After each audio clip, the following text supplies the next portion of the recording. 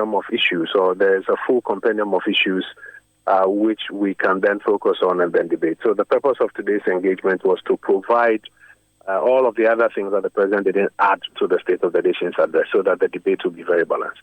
I see. So in essence, but the point is that, I mean, the essence of what the president and the NDC has been saying, or the government has been saying, is that your government promised, to transform the so-called Georgesburg economy to one that is very productive. Today, the finance minister, for example, says that the growth we have witnessed over the period did not translate into productivity and the structural transformation that the Akufo-Addo government promised. What was your comment on that?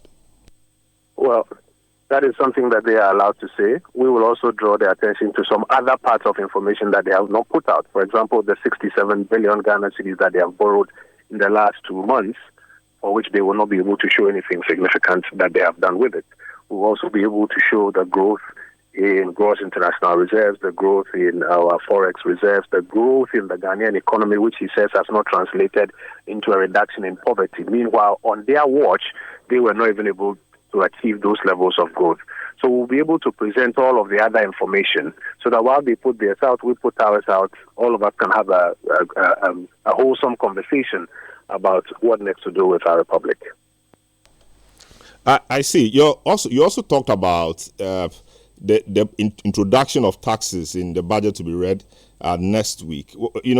Talking about VAT on telecom, more taxes on the mining sector, etc. I mean, this is trying to preempt what they will do, perhaps. But how concrete is this information? Why didn't you wait for them to do it and you can attack? Now that you've said it, what happens if that is not the case? Don't worry. God willing, we'll all be here by Tuesday to see what they actually read out. We are not in a hurry even to adjudicate that matter. We are drawing attention to the fact that the commitment to reduce taxes was based on the understanding that you will reduce the taxes but not introduce new taxes through the back door. The information that we are picking up suggests that they want to remove these taxes and say, yes, they've removed the taxes, and then reintroduce them through the back door by slapping the same taxes on other people. And we are saying that that will not be honest, that will not be forthright, that will not be in keeping fidelity with what they told the people of Ghana, that they were going to remove these taxes. Everybody understood that to mean that you remove these taxes and not reintroduce them through the back door.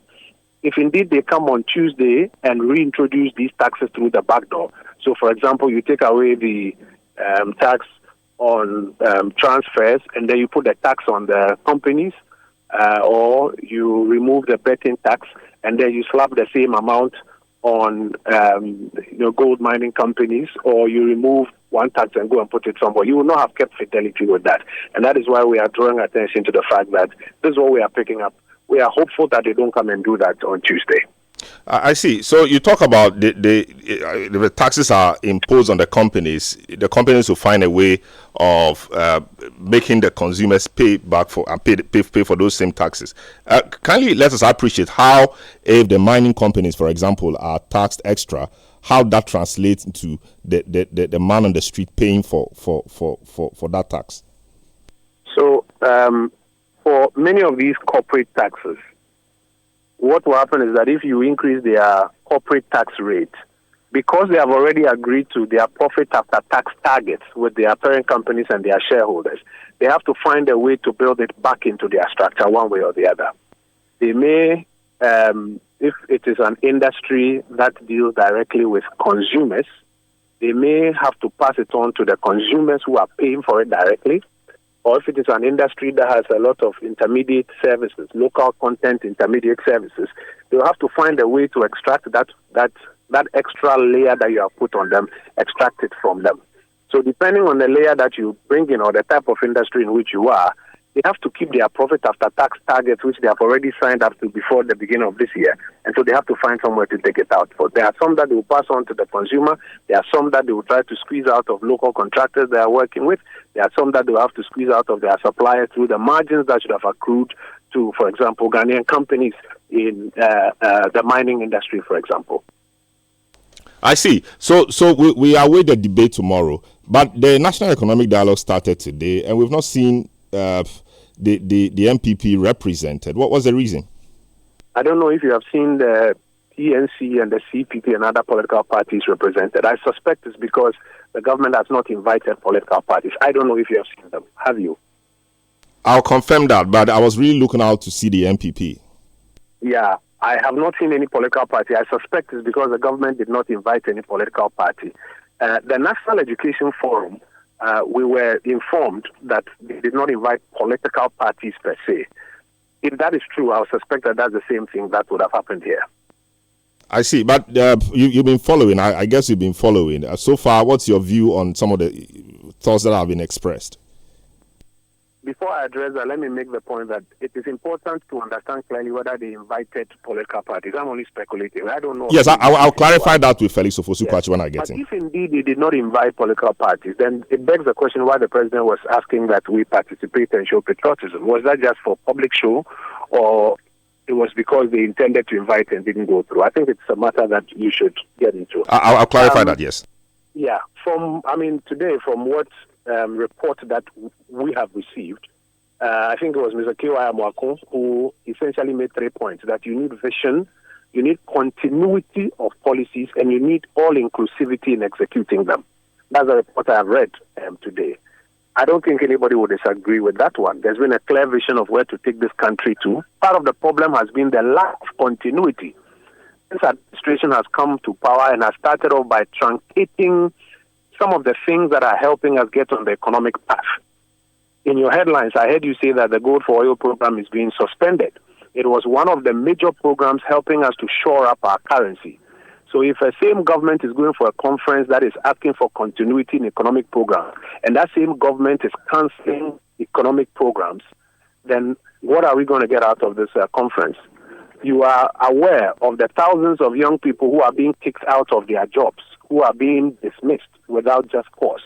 If a government is staging a conference talking about continuity in economic programs, and at the same time they are truncating jobs of other people, you ask yourself where we are going with this conference. I have just been informed that, for example, some of the housing that were going on, the managing directors, the new managing directors of, let's say, TDC, for example, have issued instructions that they are suspending these projects. If you have a conference that is talking about continuity of economic programs, and at the same time, that same government is suspending and cancelling and truncating, Salom, where are we going with the outcome of this conference? So, good talk so far, but the practice is what will be whether we'll move forward or not. Yes, how about so continuity? I mean, it may not be the case that every single program will be continued. Of course, government will have to review and realign its priorities. So, for example, government has said it to continue the Agenda 111 projects. Free SHS will continue. They said they will make it better. And I think so many other programs as well. So, same way you talked about other ones being discontinued. Has not said they will continue Agenda 111. No, they said they will find money. They said they will find. They said they will find money to continue. Considering how to franchise it out. The word he used was franchise the ones that have not been completed yet. I'm sure you heard him. Yes, but in essence, they won't abandon them, right? Also, the government has said that there's no dedicated funding for it. Of course, we'll see the details in the budget, but these are red flags. If the government tells you that they don't see dedicated funding, when indeed there's dedicated funding, and today we proved it in our True State of the Nation address, and then they go on to say that they are considering franchising it out, that is a signal on the wall that the government does not intend to continue with Agenda 111 like they met it. They intend to alter the way it has been structured. I see. Thanks so much for speaking to us this evening. I'm sure we will engage again sometime in the week when the debate really starts. Kojo Oppong Nkrumah is, thanks to, is a former member, is a former minister and also member of parliament for the Ofasia Yoruba.